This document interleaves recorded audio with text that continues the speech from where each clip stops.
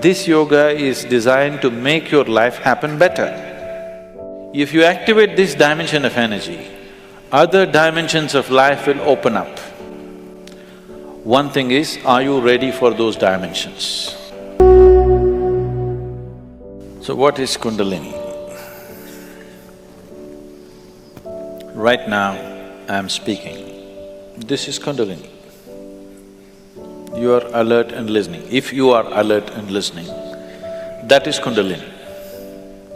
A flower is blossoming, that is Kundalini. Words, the fundamental life force in the existence, we call it Kundalini. Now, within the system, within the human system, if you look at this as a kind of a life package, it's a piece of life. This piece of life is packed in a certain way with layers of this energy. One dimension of energy comes alive immediately because that is necessary for your survival process. The other dimensions of energy will not come alive unless you do something about it. Unless you're aware of it and activate it in a certain way, they do not come into existence. They remain dormant. The dormant energy is way bigger than the energy that is in use right now. To take care of your survival process, to live a physical life completely, to live a complete physical and intellectual life, you need to activate only about 21 of your chakras. Out of this 114, if about 21 of them are on, you will live a complete life. You will not feel any inadequacy. You will live a complete physical life. There'll be no problem with your life. You will think you're a great success, but you are only 21. That is less than 21% out of 114. Less than 20%. At less than 20%, you will feel like a complete life without any inadequacies. The remaining percentage of life, what is it about?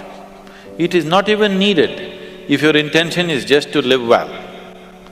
If you activate this dimension of energy, other dimensions of life will open up. One thing is, are you ready for those dimensions? Because even if the best things in life come to your life, when you are not ready for it, it will not be a good thing for you. In your experience, it will not be a good thing if something came to you when you're not ready for it, isn't it so? Even if it's the greatest thing, it may be the greatest thing, but it came to you when you are not ready for it, then it is not a good thing, isn't it? So are you ready for it, is the first question. If you're ready for it, what can we do for it? What can we do to activate? There are various ways of doing this, many ways, but the Kundalini yoga, are people familiar with Kundalini yoga, practicing or… okay. Kundalini yoga, I'm not making a comment about anybody, okay? Kundalini yoga in its essence is the most dangerous form of yoga. I'm saying dangerous because it's the most potent also. What is most potent is always the most dangerous, if improperly handled. There are various kinds of energy in the world right now. Even the electricity is being manufactured produced in so many different ways. One of the ways that we do it is through nuclear reactions, nuclear reactors rather. It is the most efficient way of producing energy that we know right now, but it is also the most dangerous way, isn't it? When things go wrong, they go seriously wrong. When they're going right, it is the easiest and the best way to produce energy on the planet is nuclear energy actually. But when it goes bad really bad, like in ways that you can't fix it. So similarly with Kundalini yoga, it is the most potent and it is the most dangerous. Without the necessary preparation and guidance, without expert guidance, constant guidance and observation, nobody should ever attempt it. But the problem is, books have been written about it and everybody wants to do the highest yoga. Nobody wants to start with A, everybody wants to start the alphabet with Z. This attitude itself is dangerous. What can be a life-transforming force can become a life-destructive force simply because without the necessary commitment and dedication and focus and understanding, it is being handled. Anyway, about rising the Kundalini. If the Kundalini rises, the dimensions of your life will change so rapidly that you must be willing to make the outside adjustments equally quick. Otherwise, things will fall apart in a big way. In the classical yogic traditions, there is a certain type of yoga we teach for people who live in family situations. There is a certain other type of yoga we teach for ascetics. We will never teach you the ascetic form, that is the most potent way to do it. But it will demand a certain dimension of discipline and focus which your regular lives will not allow. If you do that kind of yoga, it will dismantle your outside life instantly. Now this yoga is not designed to dismantle your life, this yoga is designed to make your life happen better.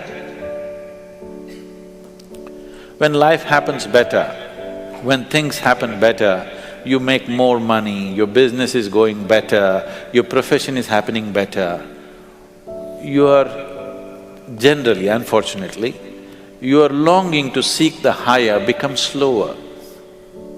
Yes? So in the real sense, it is not the good way to do it, but it's the only way it works in today's world. And it's the only way it works for majority of the people. For a small number of people, we can do it other ways.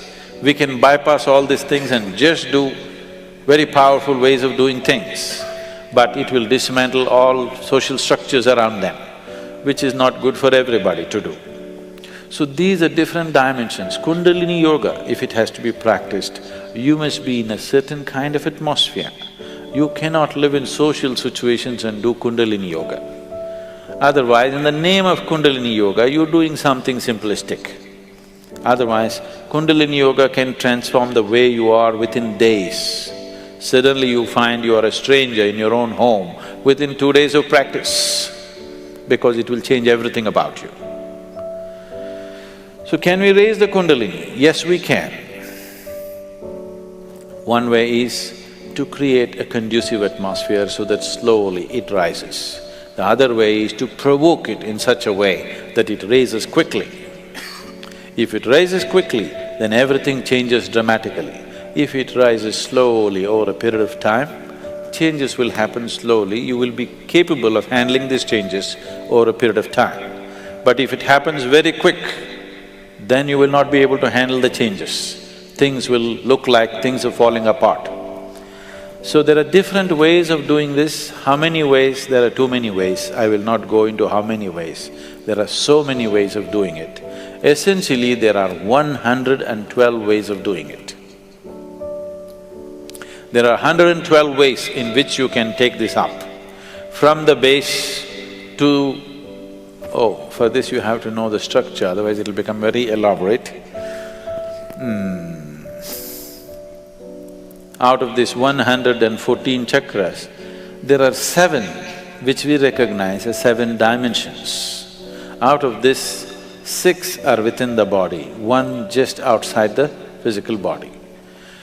So if you employ these 112 methods, you will handle the 6th chakras. The 7th one you cannot handle. There are 112 ways in which you can attain to a chakra which we refer to as Agna. But from Agna to Sahasrara, there is no way. There is no way to do it.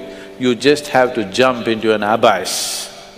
If you have to jump into an abyss, you should be insane. Or you should have enormous trust in somebody. Somebody says jump, and you are jumping because you have such a deep trust in somebody that when he says jump, it has to be good for you. You simply jump into a bottomless pit. So, the journey from the Mooladhara to Agna, there are 112 ways to get there. But from there to there is no way. It is just one jump that can happen in trust, in devotion or in madness. Choice is yours.